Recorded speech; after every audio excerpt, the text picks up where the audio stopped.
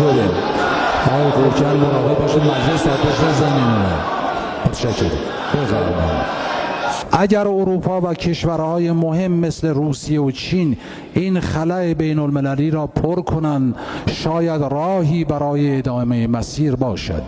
در غیر این صورت جمهوری اسلامی با اقدامات هسته‌ای خود ایشان را سر عقل می آورد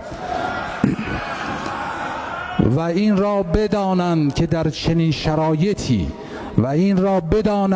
چنین شرایطی ایران هیچ تعهدی ندارد که در جایگاه گذشته خود در مسئله هسته‌ای قرار بگیرد.